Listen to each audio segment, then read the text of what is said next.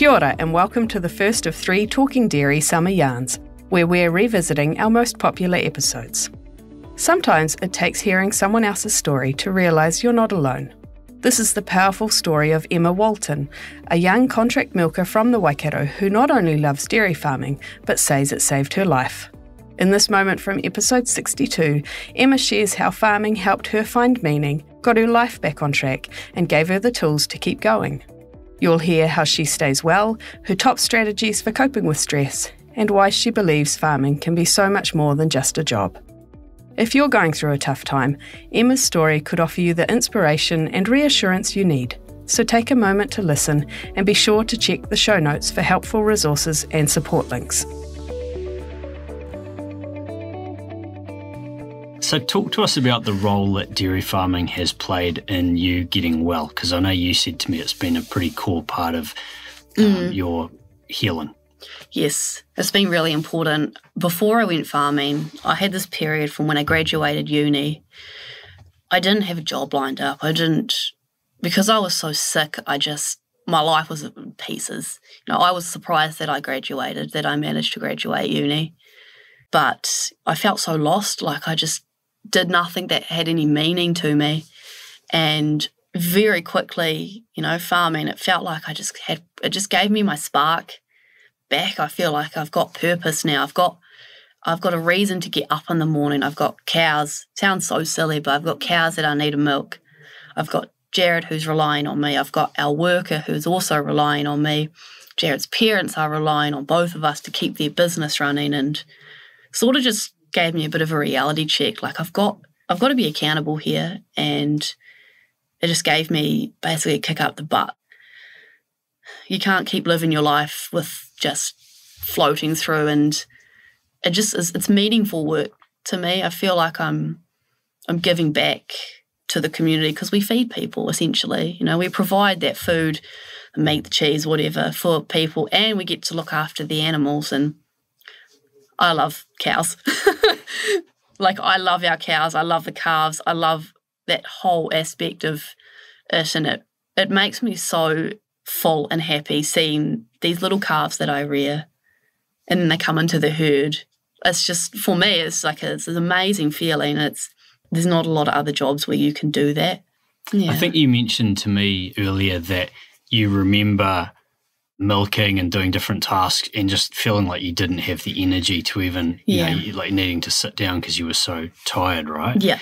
When I was relief milking, I was so sick that I'd be washing the yard or cupping the cows or cleaning the rails, and I'd stand up and I'd just see stars. I couldn't do more than the bare minimum I was required to do, otherwise it would be too much. And when you're like that, you're not a good person, because what you are eating is literally being used to just keep you alive. And when you're under eating, you turn into a really nasty person. I have a pretty short fuse anyway, admittedly, but when I was like that, the smallest thing would just send me into a tailspin, and I wasn't a good person to be around. And I wouldn't be thinking about other things because my brain was just like food, and that's all I would be thinking about. I couldn't see, if cows had mastitis, I'd miss it. If there were lame cows, I'd miss it. Something happened, my brain couldn't register quick enough what was happening because I was starving myself, basically. And I think the change was I wanted, like you said, the cows, I need to look after them. That's my job. I need to look after myself. I want to be able to do my job properly.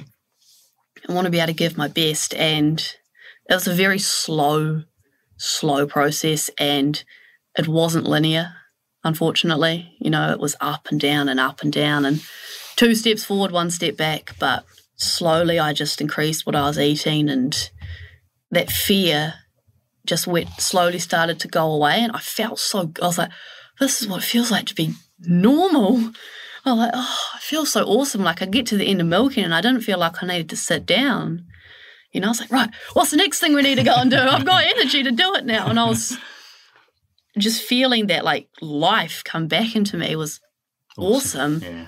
And I think accepting that the hard thing about for me with my eating disorder was my partner's a big guy, right? He's huge. And sometimes I'd be really hungry and he wouldn't, but I wouldn't eat because he wouldn't. And it's just like, no, it doesn't matter what he's doing. I'm hungry. I'm going to have some food before I go to work, because just listening to what my body needs is, and we've got scroggin, muesli bars, chocolate in the cowshed in the office now, because it's so important. And I learned the hard way of what happens if you lose that. Yeah. So you said to me, because when you got in touch, you used those words. You said that dairy farming saved your life. Do you really mean that? I do. Because I went into farming, I've just blossomed, and I've got, my life back. And everyone I see now who saw me when I was sick, they're just like, we're so proud of you. Mm. We can't believe how far you've come in such a short space of time. So amazing. Hey, Emma, a lot of the farmers I've interviewed about mental health have talked about, these sort of key pillars in their lives, or, these things they do to keep themselves running well. What are those pillars for you? I think initially the first one that comes to mind is my family. We're so close. My mum, my dad, and my 2 younger brothers. Me and my mum are more like best friends than mother and daughter. Because she's share milking as well. Sometimes we'll catch up. Quite often, actually, we'll catch up and we'll just talk for hours about what's annoying us on the farm, life. I'm fortunate that I have that, because I know some people don't, and it's been so helpful. And I love to exercise. That's something that I've loved to do for my whole life, but only recently I found a healthy way to do it. As with my eating disorder, it just also turned into a really unhealthy relationship with exercise. But now I do it and I absolutely love it. I've found this really healthy medium, and I've gotten really into like Olympic lifting, and I've just joined a club. So I guess that will be one of my pillars that helps me, and it will, socialise. I don't see a lot of people when I'm farming, and I have a rowing machine as well, and I love rowing. So I do a lot of reading, and reading of all kinds, and that is something that is just really nice, and it's just a constant that I can do. Like, exercise is something that I like to do as a constant, but I can't do it all the time. I get home, I'm too tired, have a bad day, can't fit it in, whatever, that's fine. But reading is something that, and I've learned, I'm a real nerd. I like to just absorb knowledge anywhere I can. So that's probably something in itself, I guess, is, I read, I listen to podcasts chronically. And that's something that keeps me well, is just constantly stimulating my brain, learning new things. I find that really helps me a lot. Yeah. Yeah, and I love cooking. Cool. And baking. I found a love for it after I came out of my eating disorder, and I love it, and I'm sure Jared likes it too.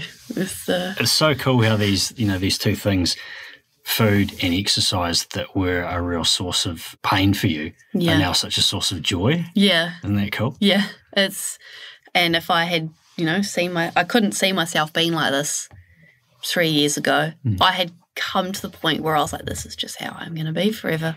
And then I'd convince myself that it was okay. Like, that's how powerful it is that it can convince you that basically slowly killing yourself is okay, which is very scary.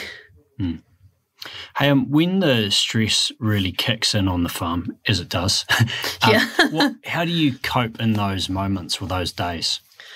I have a system that I like to use called the traffic light system. So I have green, orange, and red. And when I get the time, especially at a time like calving, where you've got a million things going on the farm, at home, and I don't even have kids yet, so I can't imagine what it would be like to have children.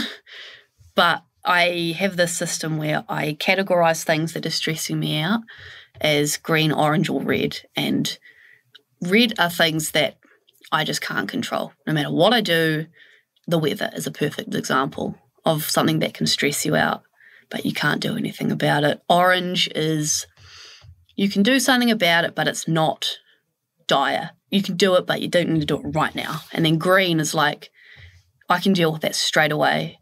say if you're behind on the washing, if you need I'm just thinking about things at home that I get stressed about. The washing, if I need to change the sheets, or on the farm, say, I need to go clean this or I need to go fix this. If it's something you can do in the now, then I'll go and do it, and then I can cross it off, and that's just one less thing for me to be stressed about, because it all gets up in your head and then it all gets mixed up. But I find writing it down and laying it out it's just so much better, and just seeing it in front of me as well makes it a lot easier.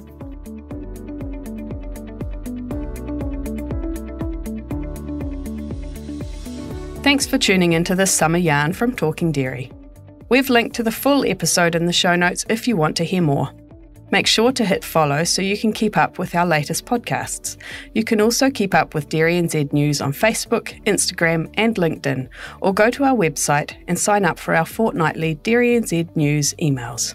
As always, if you have any feedback on this podcast or have some ideas for future topics or guests to have on the show, please email us at talkingdairy@dairynz.co.nz. Mā te wā, catch you next time.